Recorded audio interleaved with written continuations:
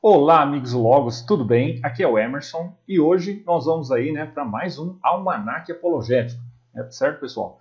Para mais notícias, que evidenciam a fé cristã, o teísmo em geral, tá certo, pessoal? Então, desde já peço para que vocês inscrevam-se no canal, curtam, compartilhem e divulguem aí entre seus amigos, tá certo, pessoal? Para que mais pessoas sejam bem informadas. Peço o apoio de todos vocês aí, tá bom, pessoal? Ajuda nas visualizações, chame inscritos para o canal, tá bom? Porque assim eu posso fazer mais vídeos aqui para vocês, tá bom? Deixe aqui seus comentários, que vocês mais gostariam de ver publicado, esse vídeo sobre ciências, teologia, tá? Dúvidas, que eu publico tudo aqui, tá bom, pessoal? Então estamos aqui no blog do Logos, com algumas notícias recentes aqui, muito interessantes, tá? Mais evidências para o Êxodo, tá? Pessoal, não vou ler todos os artigos, tá? Eu só vou tentar dar uma repassada porque os links estão todos aqui e vocês podem ver no blog, tá? O artigo completo. Só vou dar uma repassada, tá? Então aqui vocês podem ver aqui interessante, falando mais sobre isso, evidências recentes, descobertas recentes que fortalece a linha do tempo para o Êxodo, a prova do Êxodo. Alguns de vocês escreveram me pedindo para comentar sobre o papiro Ipuwer. Tá? Quem não sabe, é um papiro egípcio, alguns conhecem sobre isso, que contém lá relatos históricos de pragas, realmente na época, é preciso entender correto a datação disso, e que realmente tem muitas coincidências, alguns relatos parecidos com o Êxodo ali, que aconteceu das pragas do Egito. Então aqui está escrito, aqui tal. Basicamente a história do êxodo bíblico, do ponto de vista egípcio. Isso corrobora o relato bíblico de um escritor hostil aos israelitas, ou seja, não foi uma propaganda. O nome dele é Ipuwer, é o papiro egípcio mais longo que temos. Está alojado no Museu Arqueológico Nacional de Leiden, na Holanda. Nele, o sábio egípcio lamenta o caos na sociedade egípcia causada pelos semitas no delta. O pessimismo do texto é notável porque não é comum nos escritos egípcios. Então ali tem muitos relatos que corroboram. É muito interessante, mais evidência. E vocês podem se informar melhor aí, tá bom, pessoal? Os estudiosos zombam daqueles que são tolos o suficiente para ver semelhanças entre o texto egípcio e a Bíblia. Mas por que é bobagem ver o que está claro ali? O texto afirma que as tribos do deserto se elevaram acima dos egípcios. E eu me pergunto, quem podem ser as tribos do deserto? Israel, é claro. O texto afirma, em paralelo direto com o livro do Êxodo, que descreve os israelitas levando ouro do Egito. Tá? Então aqui vocês podem ver muito mais aqui, tá bom? Que interessante. Tá? Então aqui também fala, rio de sangue, afirma que os outrora poderosos estão em angústia, enquanto o pobre está cheio de alegria. Descreve terremotos, a terra gira como faz uma roda de oleiro. Além disso, quase nas mesmas palavras da Bíblia que afirmam que a água se transformou em sangue. Tá? O papiro Ipuwer diz aqui. Curiosamente, a Bíblia é explícita que os escravos levaram grandes quantidades de riquezas para fora do Egito. Muitas partes do tabernáculo do deserto são feitas de ouro puro. A Bíblia também afirma que o bezerro de ouro foi feito das joias dos homens. Tá? O papiro Ipuwer reflete isso. Afirma que o ouro e lápis lazuli, prata e turquesa são amarrados no pescoço das servas. Parece que os escravos israelitas levaram o Egito à falência. Tá? E outras coisas aqui. Lembrando, pessoal, que o Egito, os escritores, os sacerdotes, não tinham o costume de relatar as vitórias dos inimigos necessariamente. Estão sempre falando do Egito. Então é muito raro isso aqui, porque eles estavam falando um relato mesmo aqui. Certo, pessoal? Então, para quem quiser conhecer mais, está aqui o artigo do Logos, tá? Muito interessante, vocês podem aprender mais, tá bom? E eu recomendo aqui para vocês, tá? Que façam o curso, tá? Avançado de Gênesis que nós temos aqui, tá? E eu recomendo que todos vocês façam, tá bom? Pessoal, estamos aqui com mais um novo artigo, no caso, no blog do Logos, que fala sobre se Apolônio de Tiana era um paralelo de Jesus. Então, alguns me perguntam sobre isso, e eu acho até meio simplista, ridículo isso, mas alguns perguntam, eu acho importante responder, porque alguns têm essas dúvidas. Então, aqui, Bart Ehrman, ele escreveu aqui, no caso, muito interessante que vocês leiam aqui, o artigo fala muito interessante, que ele escreveu, ele se apresenta nas aulas, ele se apresentava, creio eu, contando uma história aqui, conta a história de como começou a compartilhar um homem famoso do mundo antigo, que curiosamente, vocês podem ver aqui, tem muitas semelhanças, né, com Jesus e tudo mais, né? Aqui está falando que Herman contava essa história aqui, que esses ateístas gostam de ficar alegando que Jesus é cópia de mitos e tudo mais, essas balelas, né? Então vocês podem ver que ele está falando aqui que revela essa notícia chocante, que ele não estava falando sobre Jesus, ele está falando do Apolônio de Tiana, né? Então aqui o objetivo é essa, com a dúvida e tudo mais, né, no caso, né? Só que, pois se ele pode demonstrar que a história de Jesus não é diferente da história de Apolônio de Tiana, então Jesus não deve ser o único filho de Deus afinal. Mas o que acontece? Nesse sentido aqui, não tem esse costume, esse paralelo, né? Então, assim, vocês podem ver que não há esse paralelo no mundo antigo. Por quê? Então, aqui, o que acontece? Na verdade, se você vir debate sobre Jesus histórico, Apolônio de Tiana é mencionado muito mais do que qualquer outro paralelo antigo, né? Em outras palavras, ele é o melhor que eles podem usar. Então, o que acontece? A datação, eu já falei sobre isso, né? Apolônio supostamente viveu entre 15 a 96 depois de Cristo, né? Pessoal, outro artigo importante aqui do Logos é esse aqui, né? Quem eram os Nefilins? Né? Muitos perguntam isso aqui, né?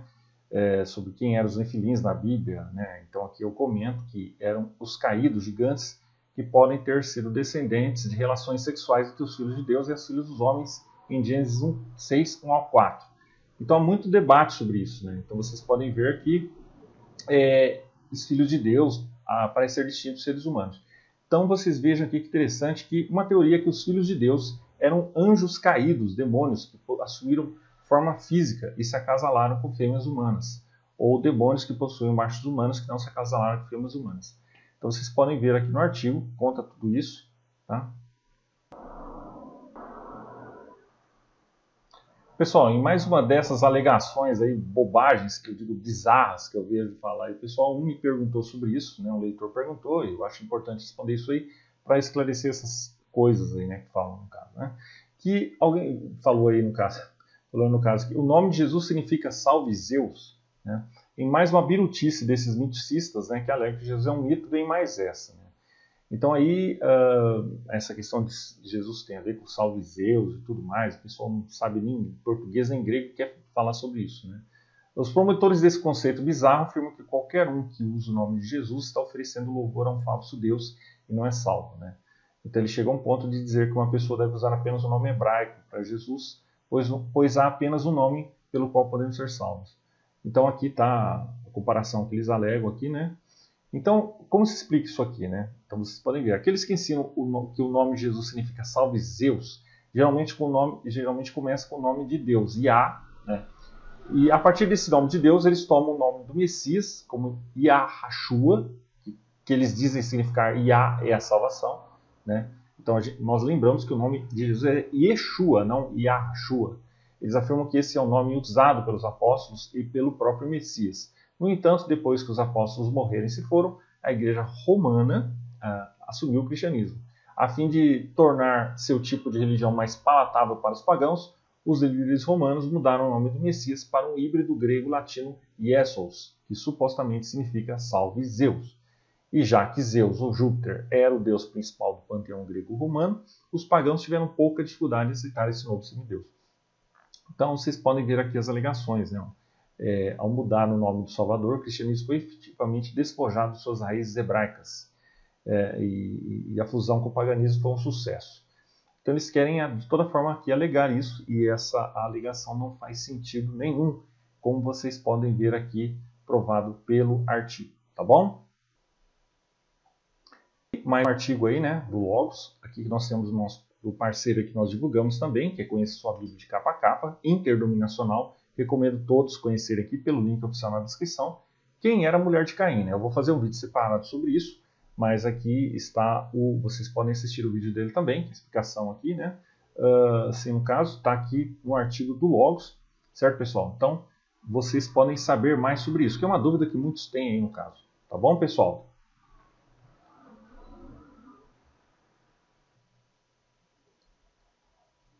E aí, no caso, né, mais uma recente, né, eu já não gosto de dar palco para esse pessoal aqui, né, esses ateístas, cientificistas, né, nosso amigo Tonho aqui, mas eu acho importante dar uma resposta para que não deixe essas desinformações, pessoal, não deem visualizações para esses vídeos, porque ao passo algumas coisas ali que não são exatamente nesse sentido ali corretas, certo? Que eu vejo, né, sentido bíblicas, assim, sentido científicas, tá? Então aqui o artigo responde tudo. É um artigo completo, vocês podem acessar, é muito completo mesmo, porque aqui eu alego, refuto cada alegação dele, tá? Porque ele reagiu a um vídeo aqui do amigo lá no canal, como chama? Vai na Bíblia, certo? Com o título Deus Existe, a ciência diz que sim.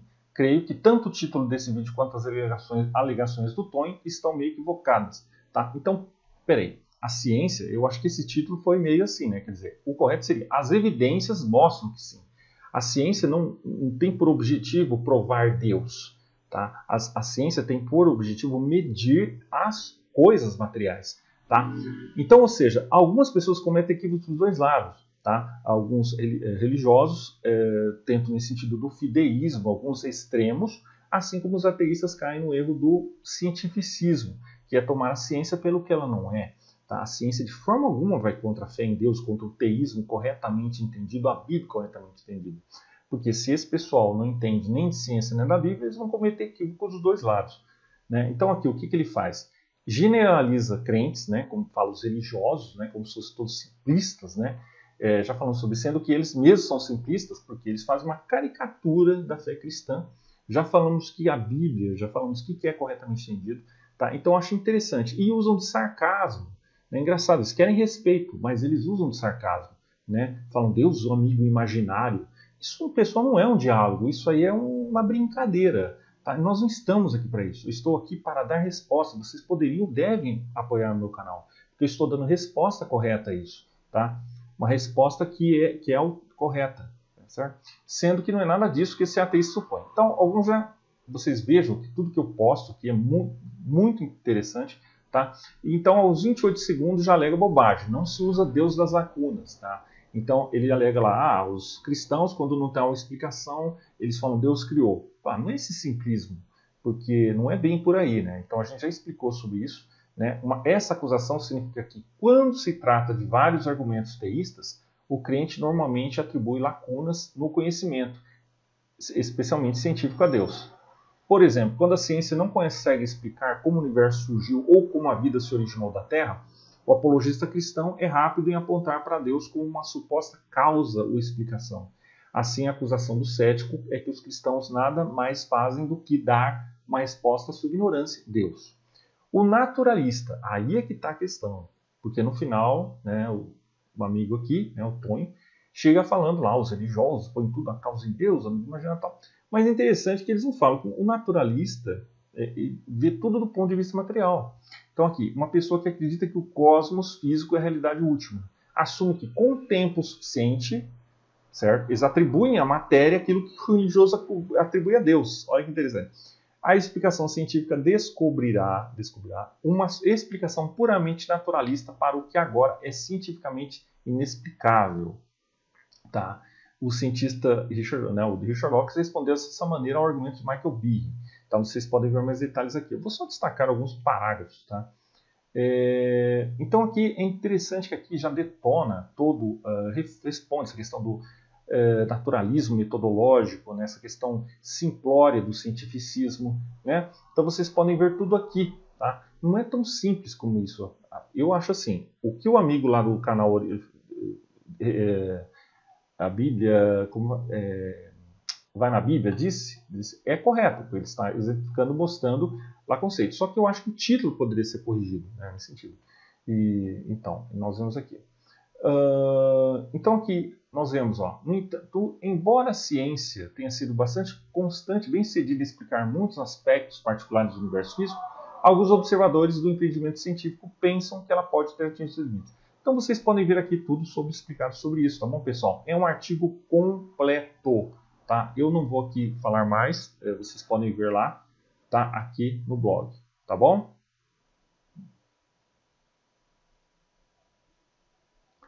E aqui uma notícia interessante, que é cientista descobre tradução apagada do Novo Testamento de 1750 anos usando fotografia ultravioleta. Eu vou publicar, fazer vídeo sobre isso, se vocês quiserem, posto o artigo no Logos lá, tá? Cientistas descobriram uma tradução antiga oculta contendo partes do Evangelho de Mateus, que dizem ser o único resto do quarto manuscrito que atesta a versão siríaca antiga dos Evangelhos, tá? Os pesquisadores, incluindo o medievalista aqui, Grigori Kessel, usaram fotografia ultravioleta para encontrar a tradução antiga, escondida sob 3 camadas de texto. O estudo, publicado no mês passado na revista The New Testament Studies, apresenta uma interpretação de Mateus 11:30 a Mateus 12:26. Então, originalmente traduzido como partes das traduções do antigo siríaco há quase 1500 anos. Então, pessoal, muito interessante, tá? Esse artigo aqui vai estar no Logos, eu vou postar e comentar mais. Tá bom, pessoal? Então, é isso aí. Um abraço e até mais.